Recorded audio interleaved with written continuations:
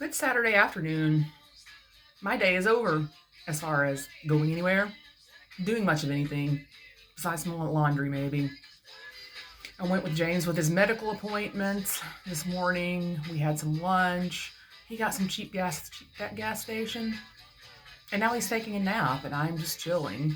Doing a video I had not planned on, so I'm completely winging this. No notes, no nothing. I wanted to tell everybody, first of all, how I write. And I do not write from A to Z. I might start writing C first, then I might go to H, then I might go to A, then I might go to L, then I might go to Q. So what I do is I label each section that I'm writing by a title. And eventually, once I'm done with the book, I switch the title to a chapter number. So for example, there was one chapter that I called The Cute Thing Collector. This chapter I called Gemma Wants Apricots. A chapter I called Red Caterpillar. And then eventually it'll be overwritten by a number. And what that allows me to do is switch around scenes if I need to. So I'm not completely just dead set on the scenes being in the order that I finally get them all down on Microsoft Word, because I can just rearrange them. So that's how I operate. And the reason that I label chapter is because then I can just start go in the Word document and use the find function and start typing one of the words that was in the title of it, so that it immediately goes to that, so I don't have to scroll forever to find it. So anything I want to work on, I can find it easily. So that's how I write. Because there are scenes that are easy for me to write, and there are scenes that are difficult for me to write. So I usually stick to leaving the hard stuff off till the end. That's the way I am.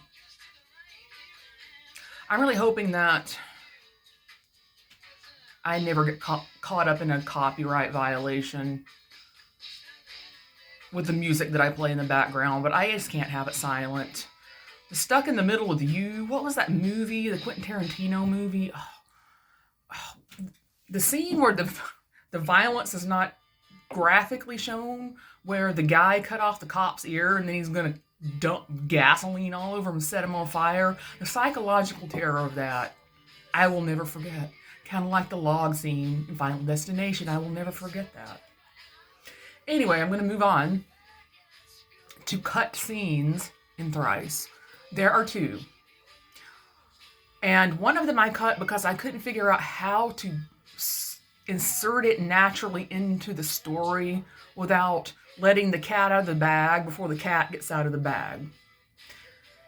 So as I've said in previous videos, Sebastian had a mental collapse. So he never properly dealt with the trauma, which was his father's abuse. Calls the bluff Gemma to divorce him. She goes and files for divorce because they're both very stubborn. And I think they both were just like thinking the other one would cave, and neither of them caved. But Gemma was like so hurt that when they finally, through their communications, at the end of the communications where they're deciding, who's getting this, how much money are each getting from the sale of the marital home and the mutual assets, and how they're dividing up the bank account. Once they got through of all of that, Gemma had told them, okay, well, I don't want you to talk to me anymore.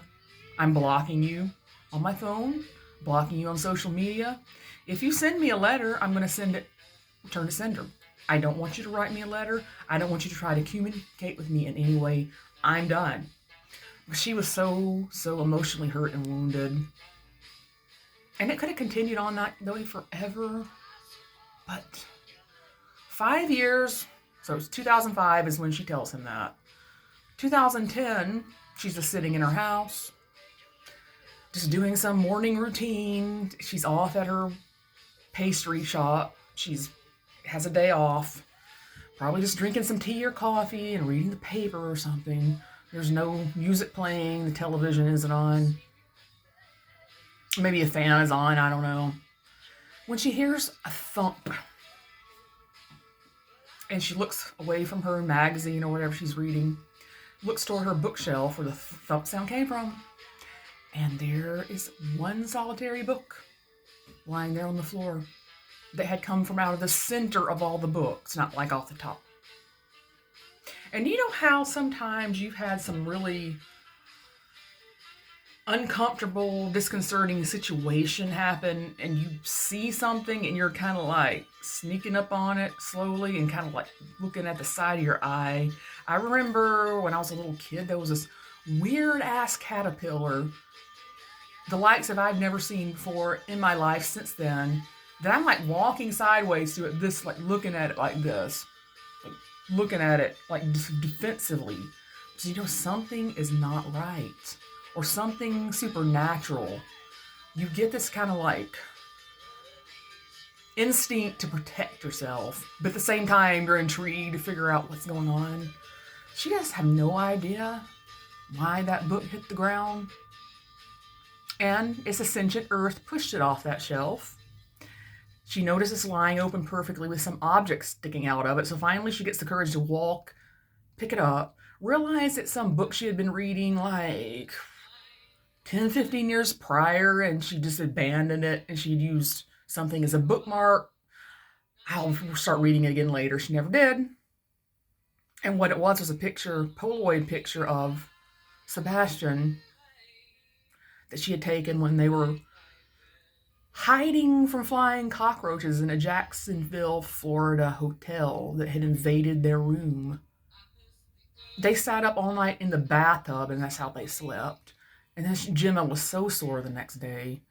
Sebastian had to perform, but he was a little more like physically like aerodynamic because he's a stage singer. So he's like probably jumping all over the stage, whatever, than she is. So she was like a lot more sore than he was, and her tailbone hurt.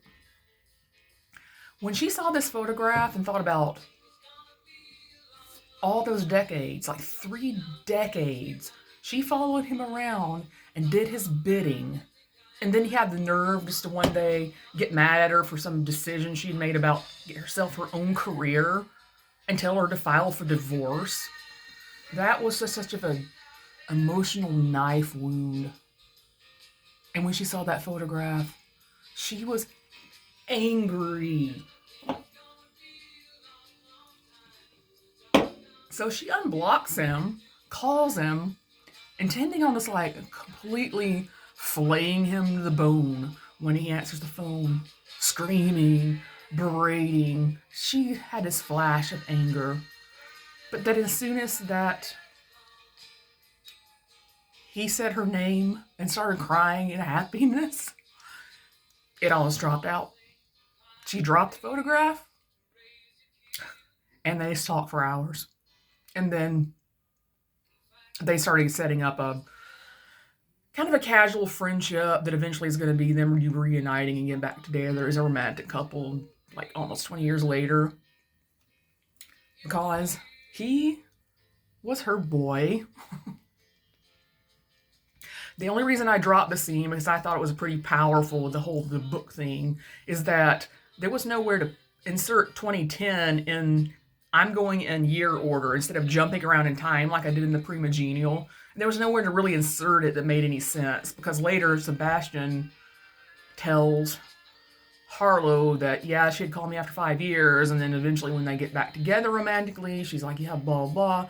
I found this photograph. It made me mad. When I called you, I just couldn't be mad at you. I can't be mad at you. I can't. So that's the first scene that I cut. The second scene that I cut involved Sebastian and Gemma in, I want to say 1975, I think. And she had turned 18. She had graduated high school. And she left home. She went and found him in Sydney. And Sebastian was living like hand to mouth with his group of nomads. But they scraped enough money together to get Gemma and Sebastian a hotel room for a couple of days. They basically were like sleeping in tents. You know, they were living like very roughly. But the women were protecting him and making sure that he thrived in any way he could. So they scrape together some money for Gemma and Sebastian to have hotel rooms so they can, like, consummate the relationship finally. And, like, the second day after the fact, they're eating breakfast or they're doing something. And Sebastian's kind of twitting her lovingly, like, "Oh, you're so shy, da da da." And she was just talking about how, yeah, because her father, primarily her father, didn't allow her to date, um, didn't allow her to even like hold hands with a boy. So that was like the first physical contact she had had with a guy. She's 18 years old, and Sebastian said, "Well, you need to kind of like move on. You don't have your father in your head anymore. You need to get your father out of your head." When in fact, he was the one that needed to get the father out of his head because he never got the father out of his head until after he got attacked and he started going to therapy. So one of the things his father had done to him, because he had two sisters, his father, his mother, the two sisters were normal of weight, possibly even a little thin of weight, and he was baby fat, like chubby, like chunky kind of like. So the father would make him sit there at the table until he ate his plain bowl of oatmeal for breakfast, whilst everybody else got regular breakfast food, bacon, eggs, pancakes, waffles, whatever. And Sebastian absolutely hated oatmeal. It was almost like he couldn't swallow it. He would throw up. He wouldn't even swallow it. So he would sit there until he would literally soil himself. And finally, the father was like, "Okay, well, that's your humility lesson. Next time, you don't get to sit there 13 hours. You're going to finish that oatmeal." So Sebastian was constantly obsessed with, he didn't want to get fat. Don't want to get fat. He's 5'7". He weighed like 132 pounds in the beginning of Thrice at age 68. He was far from fat, but he worried so much about gaining weight because that's the kind of trauma that instilled in him because of his father. Anyway, I guess I better go check on my laundry. We're approaching the 13-minute mark with this one. So I'll probably put this one on YouTube. I didn't put my last 12-minute one on YouTube because it's kind of long. Also, I was just kind of disjointed. This was a little more clear, I think. Everyone have a good day.